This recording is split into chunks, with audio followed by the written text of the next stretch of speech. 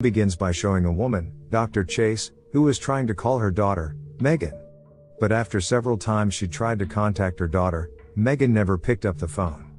Then, from here we can see that she's observing a name tag, then memorizes and repeats several sentences, such as the red mark means saved, and the black mark means leave it. Red retrieve. Black leave. After that, Dr. Chase was assigned a mission by a man named Dr. Greer. She was assigned as a commander in a team called 314. The team will evacuate people who are not infected and are still safe in the city. Before she left, Dr. Greer introduced a quarantine room for patients who had been infected with the virus. It turns out that there are 5 levels of symptoms for victims who have been infected with the virus that need to be known. If the patient is still in the first level after being infected with the virus, then the patient can still be treated with antitoxin. However, if it reaches levels 3 to 5, then the patient is already incurable. The only way they would do was just to kill them. Even its own family. After Dr. Chase was ready to leave, she immediately got into the bus they were taking to start the mission. Before they left, one of the members, Gunnar, approached Dr. Greer and asked about the 313 team status, since in the team there was his wife who had served in the initial city area before 314 team was formed. Unfortunately, despite the fact that they have been on duty for many days, there is still no word on the team's condition. Dr. Chase, who had just reported herself, began to meet with 2 of his members, Denise, and one of the men, Wheeler. Wheeler served as driver and Denise served as guide for the group. Before they head to the city, they must pass through the headquarters and tunnels that have been filled with zombies. When the gates of the headquarters opened, they were greeted by hordes of zombies who were rushing aggressively towards their bus. Gunnar and Denise were trying hard to fight the zombies. Dr. Chase, on the other hand, seemed unable to do much and was simply silent out of fear. After some time fighting against the zombies, they finally managed to get out of the tunnel. Then the mission continued when they had reached the route set by Gunnar. Denise and Wheeler, on the other hand, refused to take this route, because on the edge of the city, they will be dealing with a level 5 zombie virus. This indicates that the zombies there are more aggressive than those in the tunnel. At first they considered the rejection, but since Gunnar insisted on finding his wife's location in the rescue team 313, they had no choice but to comply his wishes. In the midst of the silence of the city, suddenly they found a woman who was asking for help. Dr. Chase realized this, and began preparing a test kit to ascertain whether the woman had been infected or not.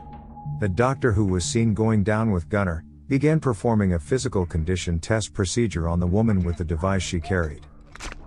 After the process was complete, her blood test results showed that she was not infected. However, when they were about to evacuate the woman, they were shocked when they saw that the woman's legs had been tied. When Gunnar realized it was a trap, he immediately ordered Dr. Chase to return to the bus. Without hesitation, Gunnar immediately opened fire on the zombies that had attacked them. As zombies kept coming to their stop, Wheeler was eventually forced to run the bus.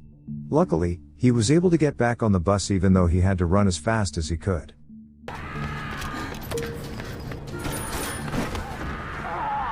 He's in! Dr. Chase then applied a bandage to Gunnar's arm to treat him. Gunnar noticed the doctor's strange treatment, which is so amateurish, and he attempted to ask about Dr. Chase's medical education. Did they train you for the field? While on their way, Gunnar saw a bus from Team 313 parked in the middle of the road. After that, Gunnar immediately checked the condition of the people in the bus. It turned out that everyone on the bus had died. Gunnar tried to control his feeling when he found his wife's dead body, which had been badly injured. At the same time, they heard a noise above the bus that sounded like multiple footsteps. Then, without their awareness, 2 zombies quickly appeared out of nowhere and grabbed Dr. Chase. Seeing the behavior of the zombies who were attacking, Denise immediately shot the zombie using a flare gun. But not long after, Gunnar, who had heard the chaos, immediately came and saved Dr. Chase. Then, they continued their journey considering they had a task to complete, even though Gunnar was still devastated by the death of his wife. Long story short, they do the rescue operation in a school. They start to go inside, and try to find someone who is still alive to be saved. When Dr. Chase was entering a toilet, there she found a body behind the toilet cubicle. Dr. Chase then found a cell phone that still works in his trouser pocket. Then she immediately took advantage of the moment to contact his daughter at home, which is Megan. After several calls, Dr. Chase was finally able to connect and communicate with Megan. Yes, it's me. I'm here. Are you okay? From the call, Megan said that she was very afraid to be at home alone. Meanwhile, her father was out looking for help and had not returned for a long time. After that, the call suddenly cut off. Megan? When the others were busy checking the room, suddenly Dr. Chase heard someone's voice from another room. Until she eventually found a woman who was holding a baby. Seeing the presence of Dr. Chase and the others, the woman immediately asked them to bring the baby. But before that, they need to check the baby's condition first. When they saw the baby, it turned out that the baby was dead. He cries a lot, but it'll pass. And because the woman had mental problems, she forced the officers to take the baby. Until finally, Wheeler was forced to kill the woman because she had rebelled. Take him! Take him! Take him!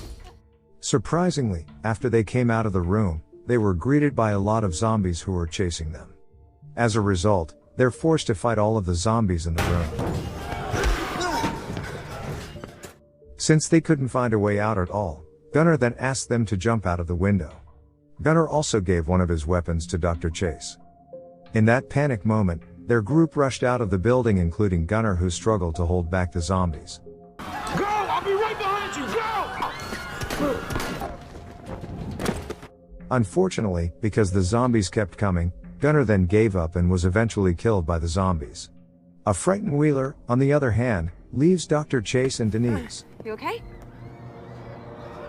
Long story short, as night fell, Dr. Chase and Denise immediately rushed into a place where they would hide until morning. At that place, Dr. Chase also said hurtful things to Denise. Dr. Chase revealed that her real name was Rebecca, not Dr. Chase. I'm not Lauren Chase. Plus, she is not a doctor and the purpose of her visit is to save her daughter and her husband. She also said the reason she did this because residents were not allowed to enter Los Angeles. When the pandemic hit New York, where she lives, she took the Dr. Chase's ID card from her dead body and pretended to be the doctor, in order to find his family without restrictions to enter Los Angeles. Black leave. She did it to get her daughter and husband back to the rescue headquarters in New York. Well, it was the reason that the fake Dr. Chase or Rebecca had been so careless in carrying out her duties. Hearing that, Denise was shocked and upset with Rebecca. However, because Denise is a kind woman, she is willing to help Rebecca to meet her children and husband at home. All right, I'm gonna go with you. But before that, they are now looking for tools to be used as weapons. While they were looking for it, they heard the sound of glass being shattered. Denise then asks to turn off the helmet light and turn on the night mode. And they are so surprised when they see a level 5 zombie figure attacking them right away. When the situation became critical, Wheeler appeared out of nowhere and immediately killed the zombie. In the midst of his appearance, he also said that he had seen Chase and Denise enter the shop. Then he also explained that he came back because he managed to find Dr. Ward. Following that, they received a call from a man named Dr. Ward, a doctor assigned to Team 313 who had departed before Team 314. From the radio, Dr. Ward said that he was now with the people who were still not infected and were hiding in the hospital. They're waiting to be taken to headquarters, and Dr. Ward needs a driver for his ambulance. And his position is not far from them. When they was about to go to meet Dr. Ward, Denise saw Wheeler's body, which had been attacked by zombies, indicating that he had been infected. As a result, they made a deal in which Wheeler would help Rebecca to meet her daughter at her house, and in return she would treat Wheeler so that the virus would not spread throughout his body, since level 1 infection can still be treated with antitoxin. Wheeler had no option but to agree since he didn't have any other choice. After that, Wheeler, who is now infected, decides to take off all his protective gear in order to move easier. They then walk through each block to get to Dr. Ward's place. While on their way, a photo of Denise's son fell, making her to search for it in the middle of the road. Surprisingly, not long after, a car came and hit her. Then, the guys in the car got out of the car and kidnapped Denise. It turns out that these people are ravenous humans who intend to kill Denise and eat her flesh. Unfortunately, Rebecca and Wheeler arrived too late cause Denise could not be saved, since her organs had been eaten by the ravenous people. Long story short, Wheeler and Rebecca finally arrived at the hospital that Dr. Ward had mentioned. Dr. Ward, on the other hand, refused to let them in, especially after seeing Wheeler without PPE and injured. Therefore, the doctor asked the two of them to prove that they weren't infected. To trick Dr. Ward, Rebecca fired the test kit into her own arm, as if it is a red blood test result or means free from infection. Dr. Ward then believed, and directed them to meet in the parking lot to start the ambulance. Meet us down in the garage.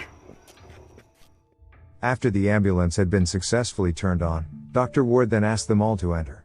But when Rebecca wanted to come in, Dr. Ward suddenly hit her because he had found out that she was not Dr. Chase. Dr. Ward then left the two of them. I'm gonna kill you, motherfucker! Not long after, they also heard the sound of the zombies approaching. Luckily, there is still an ambulance that can be run before the zombies came to attack them. Fingers and toes! Yeah, I think so.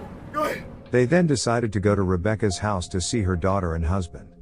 In the middle of the way, Wheeler revealed that he actually realized that Rebecca wasn't Dr. Chase, seeing all her movements and the way she applied a bandage to Gunner. Long story short, they ended up at Rebecca's house. There, Wheeler decided to wait in the ambulance. Meanwhile, Rebecca tried to find Megan in the house area. Rebecca was trying to find until she finally found her daughter, who was hiding under the table.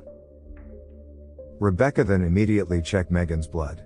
With a happy expression on her face, Rebecca said she was not infected with the virus.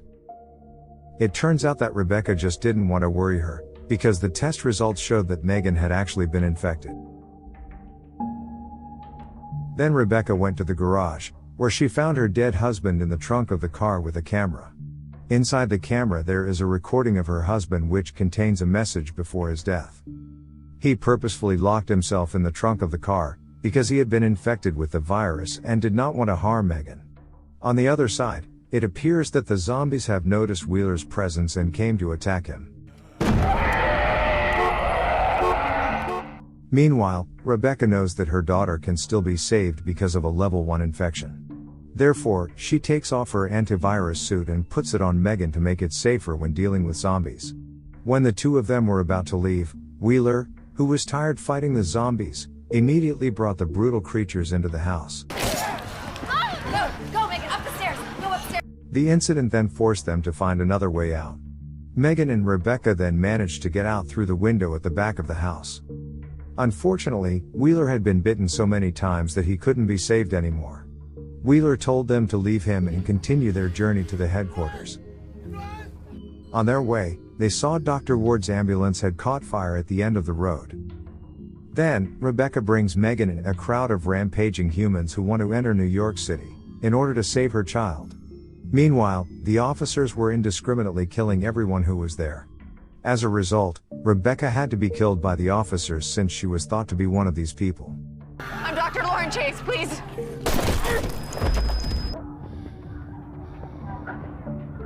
Meanwhile, Megan was rescued by an officer because Dr. Greer thought that it was Dr. Chase, who managed to save herself after the mission she had been on. Dr. Chase, I need an evac at the back entrance now! Dr. Greer then gave command to take Megan or the person who was thought to be Dr. Chase, to the quarantine room for immediate treatment. And the film ends.